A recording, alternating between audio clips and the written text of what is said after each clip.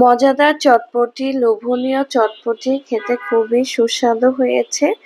ঝটপট বানিয়ে নেওয়া যায়। এটা সিদ্ধ করতে যা ঝামেলা, না হলে এটা ডেকোরেশন করতে যা যা প্রয়োজন ০.৫ ঘন্টার মধ্যেই কিন্তু হয়ে যায়।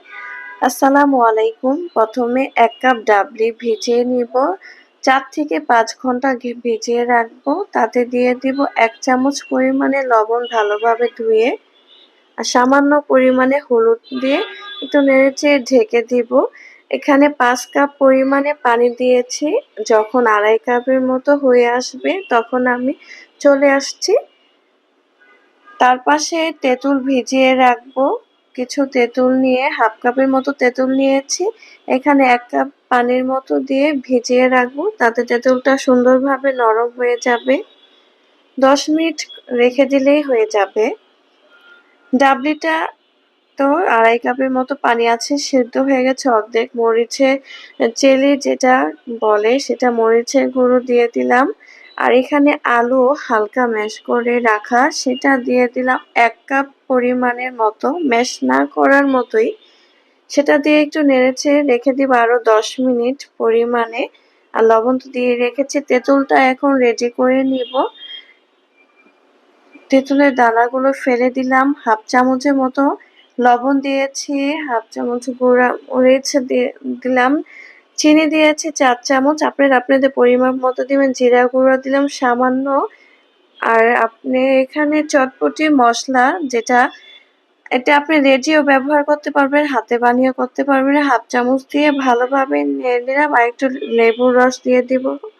এটা অনেক বেশি পারফেক্ট মজাদার একটি তেঁতুলের টক হয়েছে। খেয়ে দেখবেন অবশ্যই, এভাবে বাসায় ট্রাই করে কতটা ভালো লাগবে অবশ্যই জানাবেন। ১০ মিনিট পরে ফিরে আসলাম। একদম সুন্দরভাবে সিদ্ধ হয়ে গেছে। আপনারা ইচ্ছে করলে একদম পানিটাও শুকিয়ে নিতে পারবেন বা এভাবে করলেও পারেন। চটপটিতে একটু পানিটাই ভালো লাগে। একটি ডিশের মধ্যে ঢেলে নিব সম্পূর্ণ চটপটিটা। এখন যা যা উপকরণ আছে দিয়ে নিব। প্রথমে আমি একটি ডিম ম্যাশ করে দিয়ে দিব উপর থেকে। আপনারা আপনাদের ইচ্ছে মতন এটা ডেকোরেশন করতে পারেন।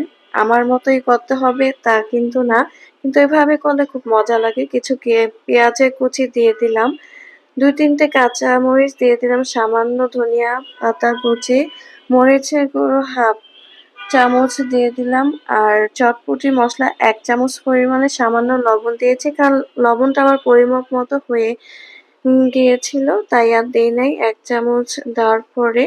আর এখানে টক দিয়ে দিলাম ২ চামচের মতো। আপনাদের দিয়ে অবশ্যই এটা করবেন যে যতটুকু পছন্দ করে। এটা যখন আবার পরিবেশন করব তখনও সবাই সবার মতো নিয়ে করে খেয়ে নিব। এখন এটা সম্পূর্ণভাবে মিক্সড করে দিলাম। এখন শসা কুচি উপরে দিয়ে দিলাম সুন্দরভাবে। এখন আবার কিছু ধনিয়া কুচি, কাঁচামরিচ, পেঁয়াজের কুচি সামান্য দিয়ে আবার এখানে একটু চিলি পাউডার দিয়ে দিলাম। আর এখানে অবশ্যই ক্রিসপি কিছু দিলে ভালো লাগে, নিমকি বা ফুচকা যে যেটা দেন, যেটা সুবিধা হয়। ফুচকাই দিতে হবে এমন কোনো কথা নেই। দিয়ে দিলাম উপরে। এখন ডিম দিয়ে দিব। হয়ে গেল ফাইনালি। আর উপরে একটু টক দিয়ে দিব। দেখো দেখতেও সুন্দর লাগছে, খেতেও খুব মজা হয়েছে। আশা করছি বুঝতেই পারছেন। খুবই সুস্বাদু, খুব মজাদার একটি চটপটি হয়েছে, খুবই লোভনীয়। খেয়ে অবশ্যই জানাবেন কেমন হয়েছে। একদম ঘরোয়াভাবে পারফেক্ট চটপটি রান্না করে আপনাদের কাছে নিয়ে আসলাম। কেমন হয়েছে অবশ্যই জানাবেন।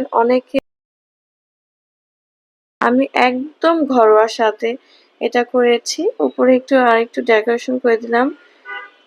আল্লাহ হাফেজ, সবাই ভালো থাকবেন। আসসালামু আলাইকুম।